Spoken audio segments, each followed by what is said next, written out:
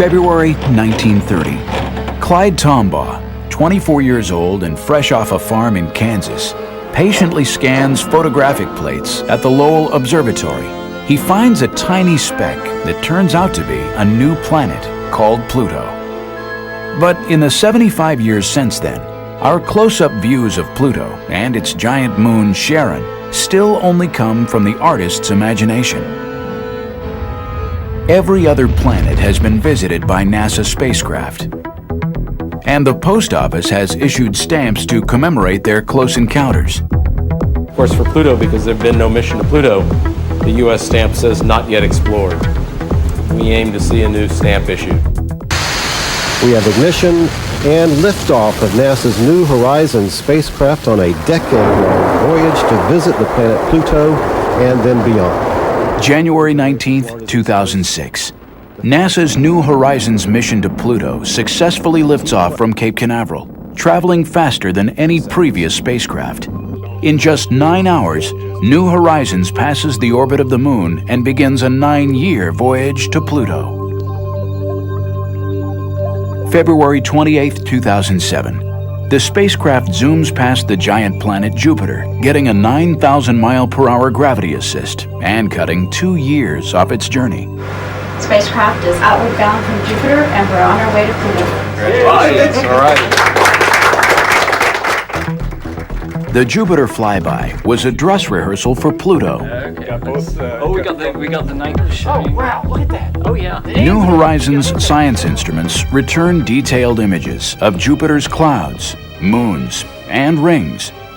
If all continues well, things look good for July 2015 and the Pluto flyby. In the past decade, humans have been making amazing discoveries in the outer solar system. The very first thing I did is grab my telephone and called up my wife, and I said, I found the 10th planet. But astronomers continue to debate the definition of a planet and how the new discoveries change our evolving picture of the solar system. So now, the New Horizons mission is perfectly poised to shed light on this question and revolutionize understanding of our cosmic neighborhood. It's the ultimate in discovery and exploration. We have no idea what the surface of Pluto looks like. So we could see craters, we could see geysers, we could see patches of frost. This is purely speculation. We have no idea what we're really going to see.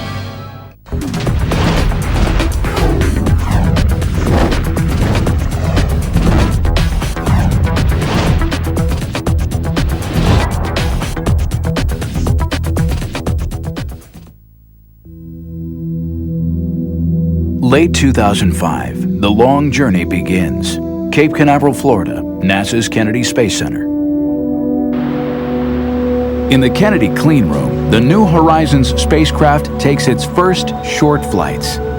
It's just over 2 meters, about 7 feet from the tip of its high-gain antenna to where it joins the rocket, about the size of a grand piano. Fully loaded with fuel, it weighs 1,000 pounds. Not very large or heavy for a planned journey of almost 20 years. The main difficulty about going to Pluto is that it's so far away.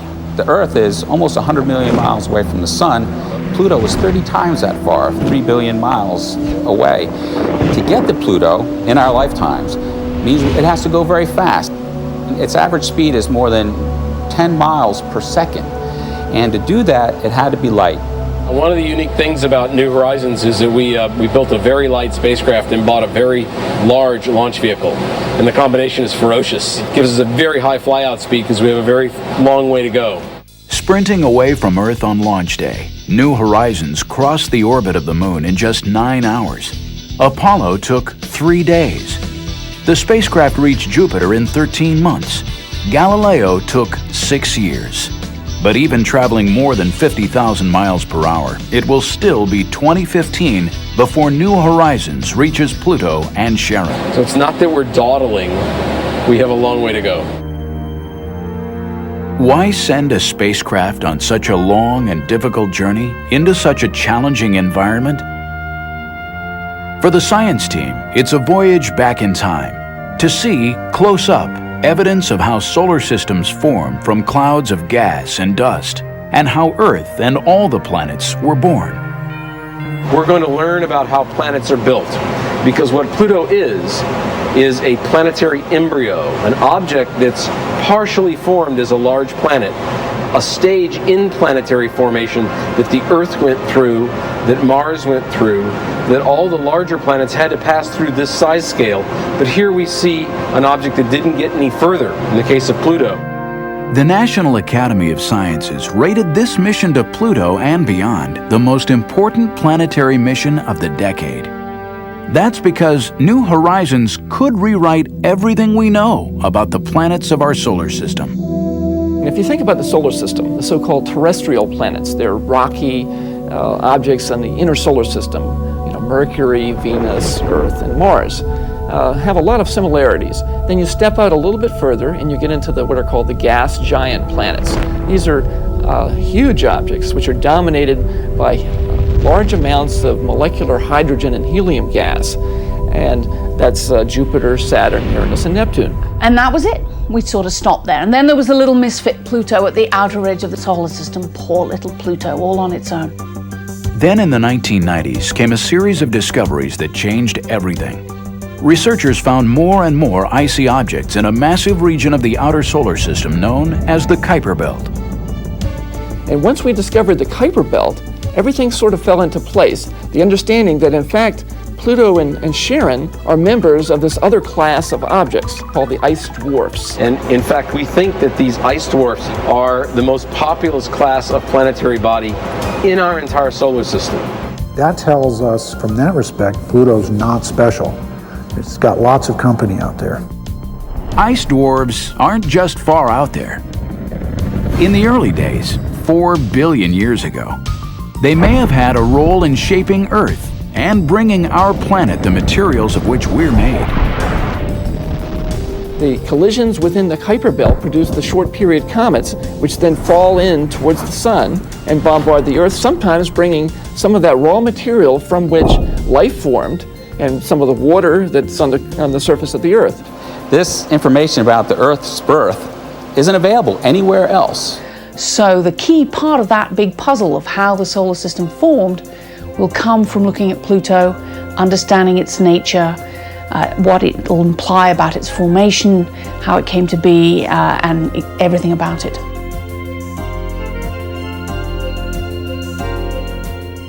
Coming up, with New Horizons safely on its way to Pluto, find out what sophisticated scientific instruments are on board to unravel Pluto's mysteries.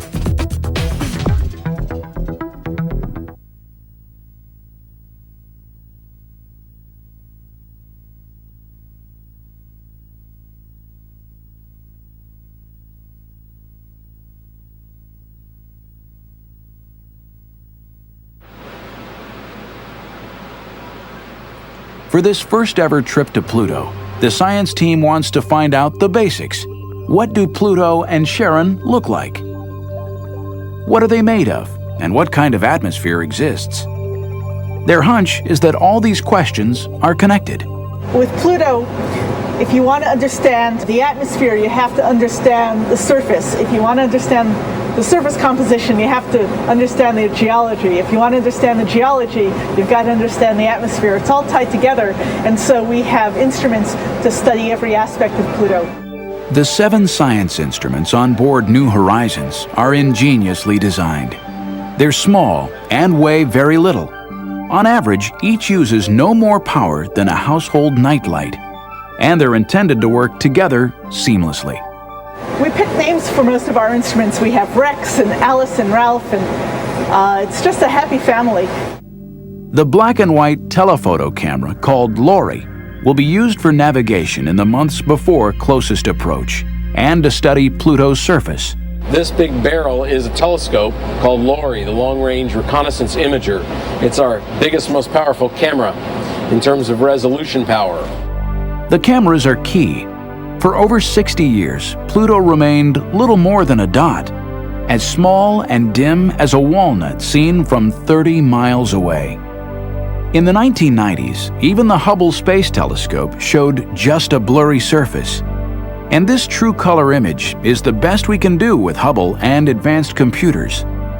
Pluto clearly has a varied surface, but whether these are mountains or craters or polar caps remains a mystery. That's where New Horizons wide-angle camera comes in. We want to get up close and personal. Ralph is our main color camera. It's also the camera that's going to take our main global maps of Pluto. We can get in and map at scales of kilometers and sub-kilometers and even down to tens of meters. Football field-sized resolution at Pluto. We're going to be able to, to see things thousands of times more precisely than what we've been able to do with the Hubble Space Telescope. Strangely enough, Pluto's surface seems to have about the same brightness as freshly fallen snow on Earth. It appears so dim only because it's so small and very far away. Equally bizarre, Pluto sometimes behaves more like a comet than a planet. When its eccentric orbit brings it closer to the Sun, the surface heats up and produces a denser atmosphere. Ralph's sister instrument, using a different part of the electromagnetic spectrum, will be studying that. This is the ALICE ultraviolet spectrometer, which will probe the composition of Pluto's atmosphere and also study its surface. It measures light with a shorter wavelength than what you and I see. We fly past Pluto, that's the antenna direction. We're going to turn, so the antenna is pointed back at Pluto, back toward the Sun. And we're going to watch as the Sun passes behind Pluto, and we're going to see the sunlight get absorbed at these ultraviolet wavelengths, and we can tell what the atmosphere is made out of at these different heights. As Pluto approaches and retreats from the Sun, it's thought that there are seasons and weather that resurfaces the planet with fresh, bright ices. Some researchers think this is what creates the light and dark regions, but as yet, no one knows. New Horizons hopes to get to Pluto before winter sets in, and the atmosphere freezes back down to the surface as solid ice. Along its 9-year voyage, New Horizons will also be collecting some very important samples of dust. What's the big deal about dust? We have dust everywhere. Dust in your house, dust outside, dust all out the solar system.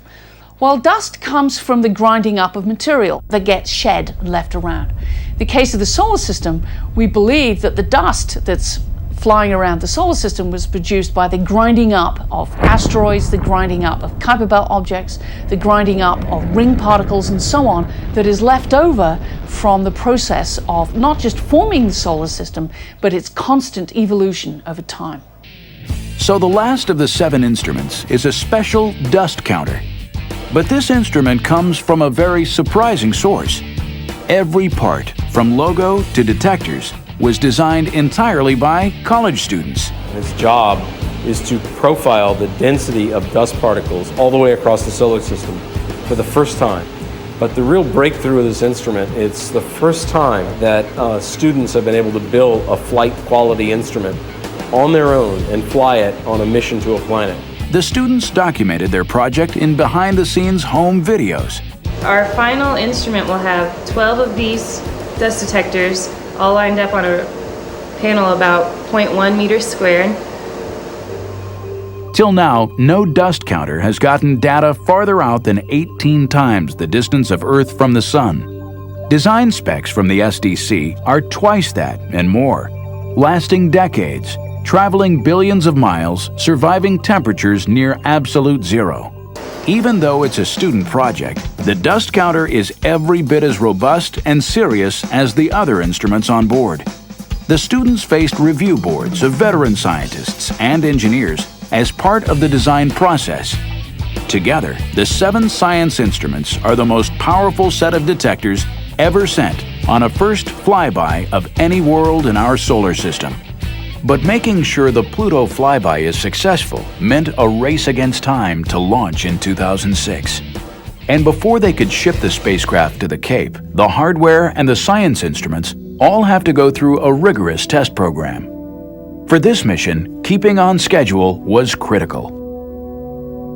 It's also important that we get there as soon as possible because Pluto does have an atmosphere right now, but it's moving farther and farther away from the Sun. And at some point, that atmosphere is going to freeze out. Although meeting the target launch date is critical, so is making sure that all the hardware works together like a finely tuned machine. One builds a spacecraft, you build the individual boxes and instruments first, And they go through their own tests, both functionally and then environmental tests. And that's sort of equivalent to the members of an orchestra, each tuning up. But once you build it as a spacecraft, once you've assembled it, then you're playing the symphony. And that's what we've been doing. We've been testing it as a system. And then we test it again, and then we test it about 5 more times. Once we launch this, we can't go after it with a screwdriver. We can't go fix anything that isn't working. And the test program, the full-up test program, is more than a year long. A big part of the testing that gives us confidence that it's going to work in flight is the environmental testing. So we put it into an environment that's pretty much exactly like it's going to see on its way to Pluto and at Pluto. That includes a thermal vacuum tank where we put it in this big tank, we pump all the air out, it's in a vacuum just in space, then we heat it up and we cool it down, just as it's going to see when it's actually in flight. And it's not just the extreme cold that engineers test for. The launch itself puts huge stresses on the spacecraft. These rockets, they're gigantic. They shake a lot. If you've ever seen a paint shaker at a hardware store where it mixes the colors into the paint, that's exactly what the spacecraft is going to go through during launch. One of the things we do is we put the whole spacecraft on a gigantic vibration table, a paint shaker, and shake it. And then test it after that, and shake it again and test it again. Test phases at APL and Goddard have been very intense. We're running a 7-day-a-week, 3-shift-per-day operation. Nothing was easy. Even getting to Andrews Air Force Base meant fighting traffic. Leaving home for Cape Canaveral and the final critical months before launch, the engineers in charge were a little nervous. This is definitely high on the stress level curve. Getting the spacecraft moved from Columbia, Maryland, all the way down to the Cape is pretty tough. Like packing for a long trip, everything you need must come along. Test equipment, spares, tools. Everything we're doing is the last time we do it. We want to make sure every bolt is exactly tightened, fastened correctly, everything's been assembled, tested, the records are kept properly because there's no going back. This is a flight build. Saturday, December 17th, 2005. Spacecraft and third stage, in its closed-up fairing, like a giant fragile egg, are placed on top of a huge transporter. With 9 axles and 81 wheels, it's able to raise and lower itself to roll over bumps and up and down slopes without tilting the cargo. Working round the clock, they arrive at Pad 41 before dawn.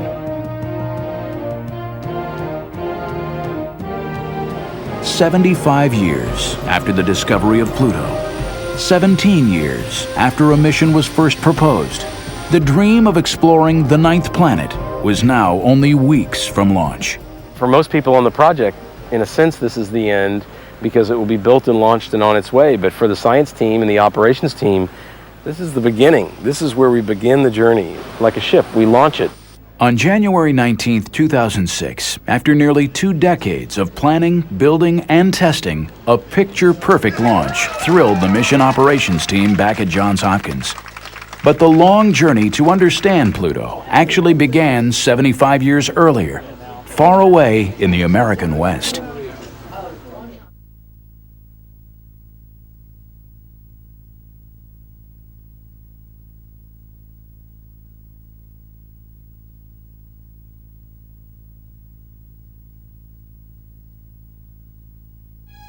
The story of Pluto's discovery begins here, Flagstaff, Arizona, the Lowell Observatory. Named for its founder, Percival Lowell, a rich Bostonian who was fascinated first by the possibility of water and life on Mars, and then by the search for Planet X, an undiscovered world out beyond Neptune. Pluto was discovered here, and the observatory remains a center of Pluto research today. Astronomer Mark Bowie personifies the ingenuity and persistence it takes to study Pluto. Part of why I like Pluto so much, because it's a cold, icy place. Bowie's role on New Horizons is to help find targets far out in the Kuiper Belt, where the spacecraft will travel after it has flown by Pluto and Charon. This homegrown instrument, named Mimir after a Norse god of wisdom, will be placed on ground-based telescopes to study ices on Pluto's surface before the spacecraft gets there. For 2 decades, Bowie and colleagues have used the best instruments available to map the planet. In the mid-90s, he and Alan Stern collaborated in using the Hubble Space Telescope to make the first direct images of Pluto's surface. Hubble has revealed the first glimpse of Pluto for the first time, and it's exciting to Mark and I and to our whole scientific team to be able to see this object that no humans really could glimpse as a real planet, as a real object in the solar system previously. In 2002, astronauts placed the new Advanced Camera for Surveys on board Hubble, and Bowie now had data for a new map. I think this map is probably the best map we're going to get prior to the spacecraft getting there. Pluto clearly has dramatically varied geology, though the images are still mysterious.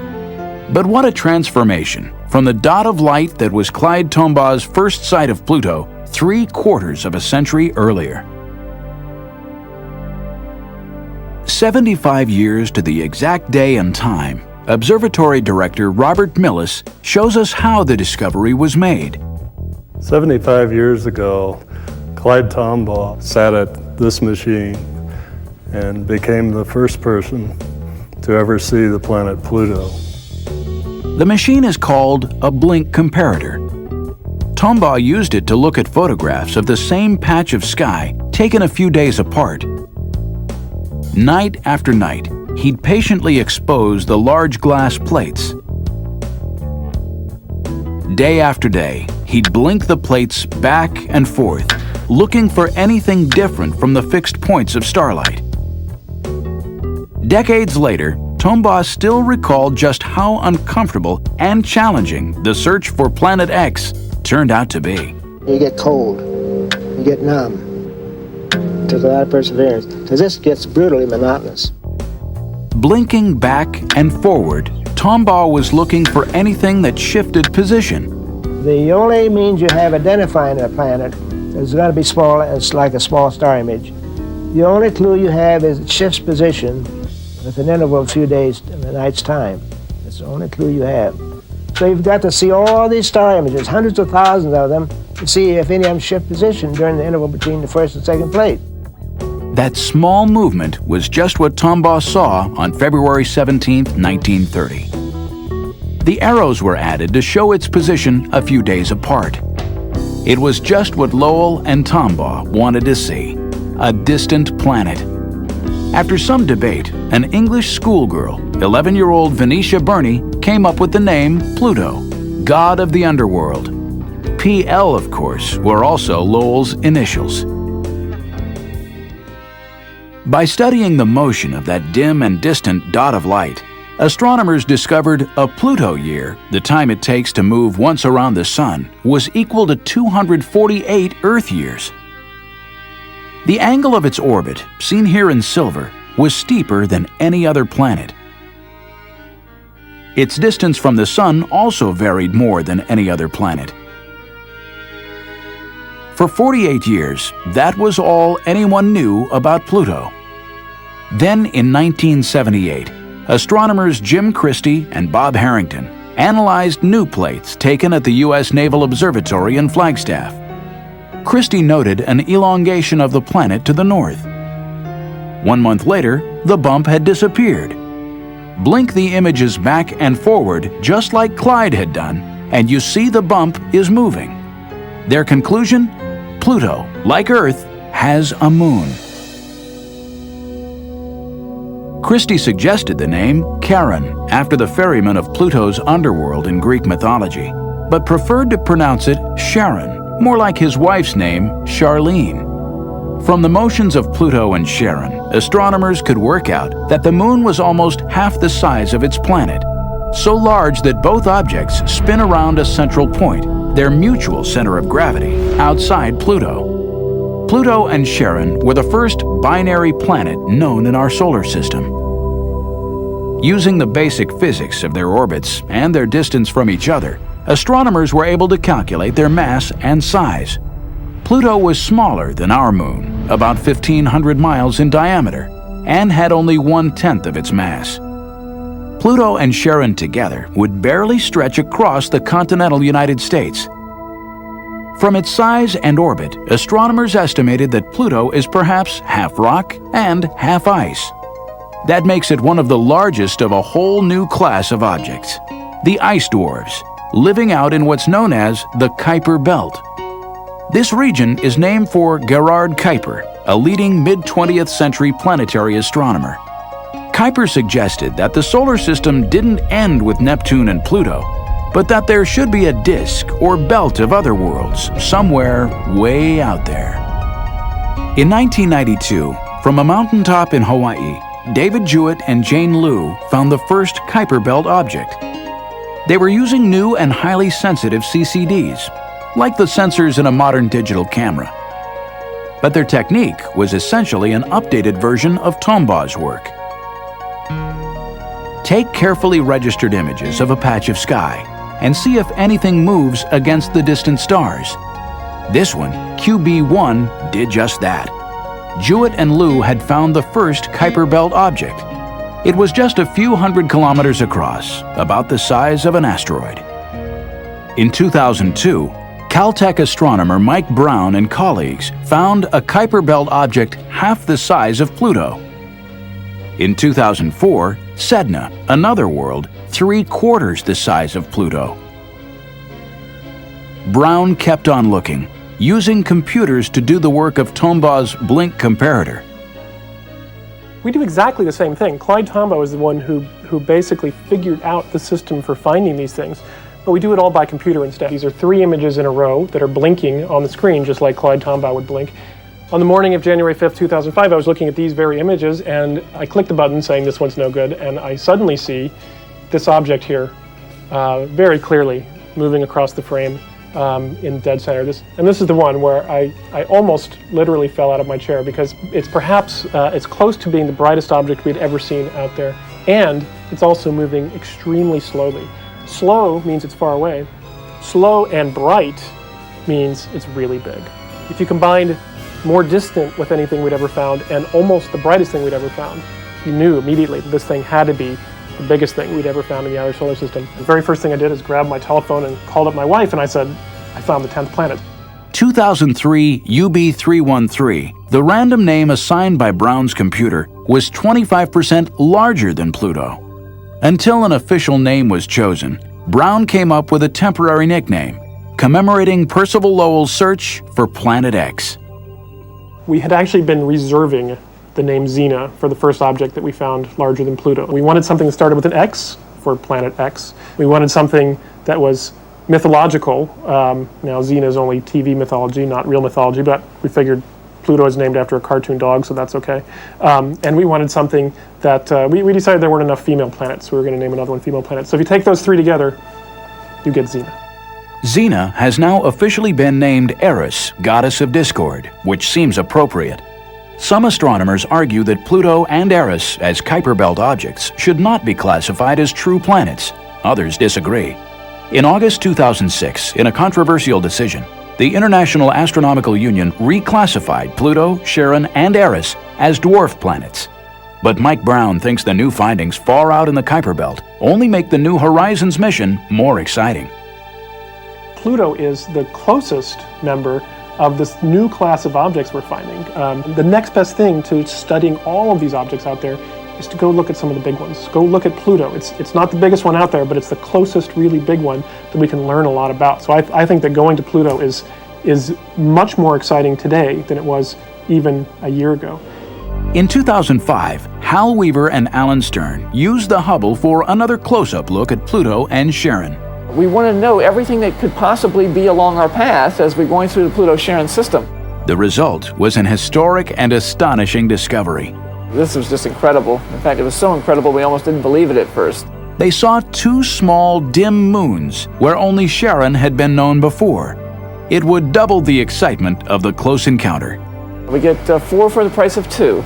You know, instead of having just Pluto and Charon, we now have another couple of exciting moons to investigate. Pluto is an even more interesting place than we imagined. Mark Bowie went back and confirmed the discovery by reanalyzing previous images. He made this true color portrait of Pluto and Charon with the newest moons, Nix and Hydra. New Horizons will speed through the Pluto system in less than a day. To maximize success, the mission would use flying by Jupiter, the largest planet in our solar system, as a dress rehearsal for encountering the smallest. Early 2007, engineers and scientists got ready.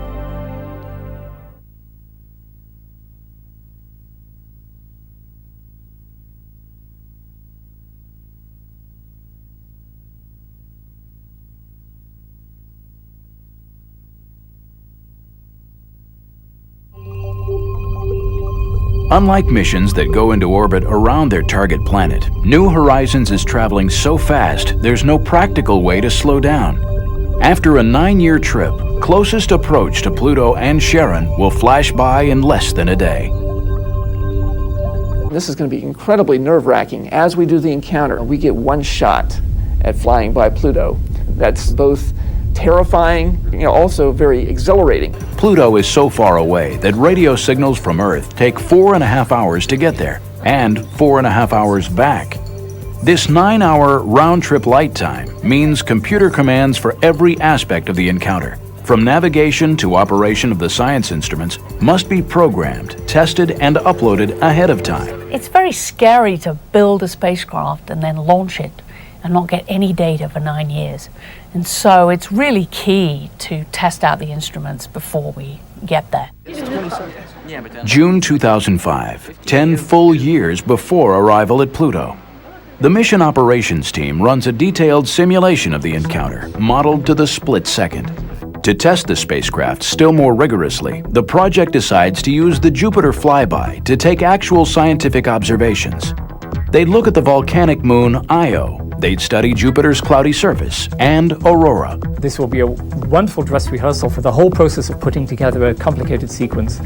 And we only get to do it once at Pluto, so having this practice at Jupiter will be very valuable for that. January 2007, still another simulation. The Jupiter encounter has mission planners working harder than ever. So it's more intense than by several orders of magnitude than anything we've done as far as memory usage, which translates to number of commands. It's more intense actually than our Pluto simulations we did pre-launch. I guess the usual stuff. Axis normal, our SPE is going to range from 7.056 degrees. The observation starts 10:06:16. Before any command is sent up to the spacecraft, it's reviewed by a representative of every subsystem, power, thermal, data handling, as well as the science team. One bad line of code can cripple a spacecraft. The Jupiter encounter has 40,000 of them. Every command is run through a series of computers, identical to those up in space, except that this New Horizons mission simulator is safely on the ground in Maryland. February 28, 2007, 45 minutes after midnight GMT. New Horizons closes in on Jupiter. Hours later, scientists and engineers gather at the Applied Physics Laboratory for what they hope will be the first post-encounter transmission from the spacecraft. Mission managers coordinate with researchers across America. Experienced operators stand by at stations dedicated to each instrument and subsystem. The ACE, or Lead Flight Controller, communicates with NASA's Deep Space Network Station in Australia. Alice Bowman is Mission Operations Manager, or MOM.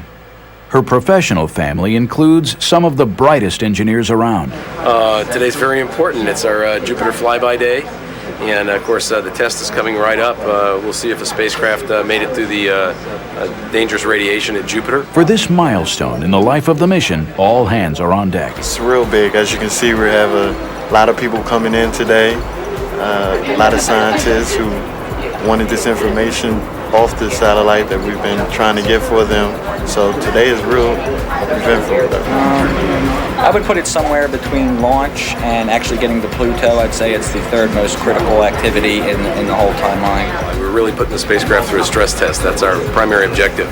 But as long as we had to stress it, we thought we'd stress it with 700 science observations. 700 observations. 40,000 commands. Science planners work with guidance and control engineers to write a playbook for the encounter, a script for every time tick of the flyby. At Jupiter, New Horizons is on her own. Here on Earth, they wait. You guys nervous? No, not really. Nothing we can do at this point. That's right, not nervous. Nah. Not a bit. This is all done by remote control. That's the nature of this business. 500 million miles away, our little puppy is doing its job and doing very well. Just come up on track like it always does. So. We're about a little less than 6 minutes away from our first look at telemetry.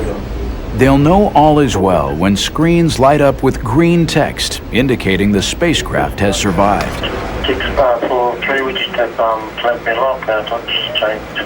DSN Australia confirms that New Horizons has phoned home. Pluto Ace. Go ahead, Pluto Ace. Yes, we're now receiving telemetry and we're locked. RF mom on Pluto 1. Status check. RF is green. PI, this is mom on Pluto 1. Spacecraft telemetry for all subsystems is nominal. Spacecraft is outward bound from Jupiter, and we're on our way to Pluto. Congratulations. All right.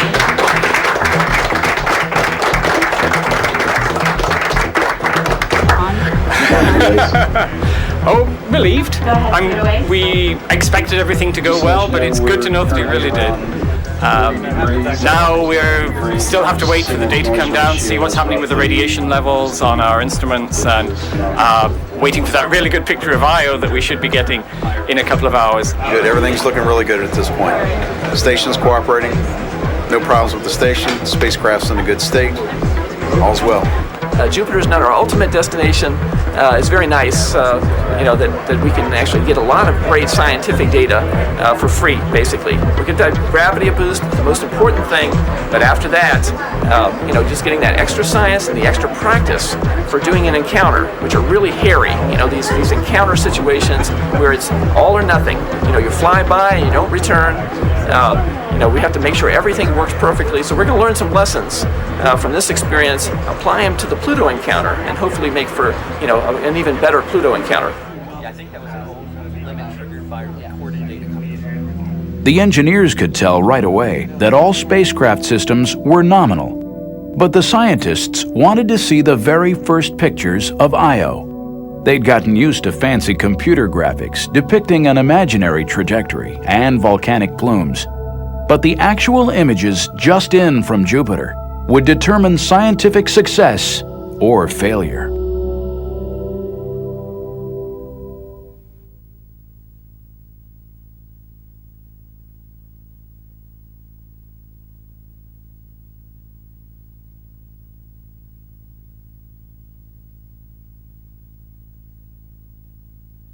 Yeah, this is the highest resolution image of Io with its spectacular plume, we hope. Like Clyde Tombaugh decades earlier, they hoped for discoveries. Flight radar. Oops.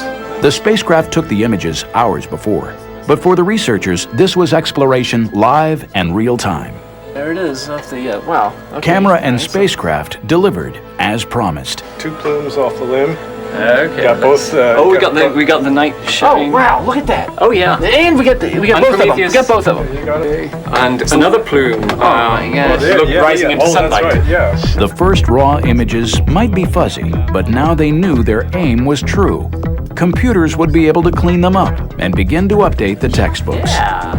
Hal and John rushed next door to let the full science team see how their spacecraft was performing.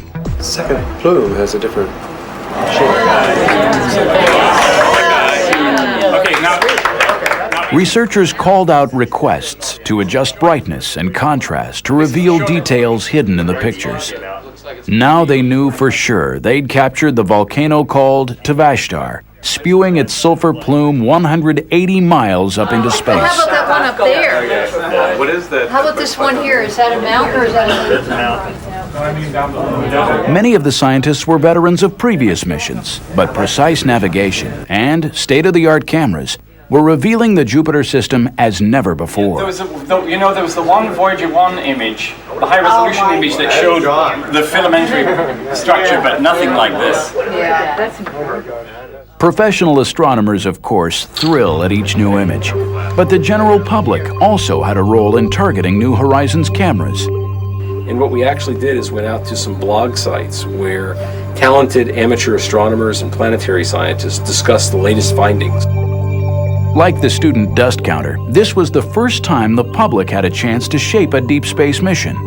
We asked them, suggest to us some of your best ideas for what we call Kodak moments, unique geometries when we could obtain something evocative. Out of this process came the idea for snapping Io and Europa lit edge-on by the sun. Stern's favorite captured Europa rising over Jupiter. It gives you that feeling that you're actually at Jupiter, and you have a view that you might not expect to have from a spacecraft, as if you were actually there, an astronaut making the flyby with New Horizons. NASA's New Horizons mission to Pluto successfully lifts off from Cape Canaveral, traveling faster than any previous spacecraft. In just 9 hours, New Horizons passes the orbit of the Moon and begins a 9-year voyage to Pluto. February 28, 2007. The spacecraft zooms past the giant planet Jupiter, getting a 9,000-mile-per-hour gravity assist and cutting 2 years off its journey. Spacecraft is outward bound from Jupiter, and we're on our way to Pluto. Congratulations. All right. The Jupiter flyby was a dress rehearsal for Pluto. We got the night show. Oh wow, look at that. Oh yeah. New Horizons science instruments return detailed images of Jupiter's clouds, moons, and rings. If all continues well, things look good for July 2015 and the Pluto flyby. February 1930. Clyde Tombaugh, 24 years old and fresh off a farm in Kansas, patiently scans photographic plates at the Lowell Observatory. He finds a tiny speck that turns out to be a new planet called Pluto. But in the 75 years since then, our close-up views of Pluto and its giant moon Charon still only come from the artist's imagination. Every other planet has been visited by NASA spacecraft, and the post office has issued stamps to commemorate their close encounters. Of course, for Pluto, because there's been no mission to Pluto, the U.S. stamp says not yet explored. We aim to see a new stamp issued. We have ignition and liftoff of NASA's New Horizons spacecraft on a decade-long voyage to visit the planet Pluto and then beyond. January 19th, 2006. Late 2005, the long journey begins. Cape Canaveral, Florida, NASA's Kennedy Space Center. In the Kennedy clean room, the New Horizons spacecraft takes its first short flights. It's just over 2 meters, about 7 feet from the tip of its high-gain antenna to where it joins the rocket, about the size of a grand piano. Fully loaded with fuel, it weighs 1,000 pounds. Not very large or heavy for a planned journey of almost 20 years. The main difficulty about going to Pluto is that it's so far away. The Earth is almost 100 million miles away from the Sun. Pluto is 30 times that far, 3 billion miles away. To get to Pluto in our lifetimes means it has to go very fast. Its average speed is more than 10 miles per second. And to do that, it had to be light. One of the unique things about New Horizons is that we built a very light spacecraft and bought a very large launch vehicle. And the combination is ferocious. It gives us a very high flyout speed because we have a very long way to go. Sprinting away from Earth on launch day, New Horizons crossed the orbit of the Moon in just 9 hours. Apollo took 3 days. The spacecraft reached Jupiter in 13 months. Galileo took 6 years. But even traveling more than 50,000 miles per hour, it will still be 2015 before New Horizons reaches Pluto and Charon. So it's not that we're dawdling, we have a long way to go. Why send a spacecraft on such a long and difficult journey into such a challenging environment? For the science team, it's a voyage back in time to see, close up, evidence of how solar systems form from clouds of gas and dust, and how in the past decade, humans have been making amazing discoveries in the outer solar system. The very first thing I did is grab my telephone and called up my wife, and I said, I found the 10th planet. But astronomers continue to debate the definition of a planet and how the new discoveries change our evolving picture of the solar system. So now, the New Horizons mission is perfectly poised to shed light on this question and revolutionize understanding of our cosmic neighborhood. It's the ultimate in discovery and exploration. We have no idea what the surface of Pluto looks like. So we could see craters, we could see geysers, we could see patches of frost. This is purely speculation. We have no idea what we're really going to see.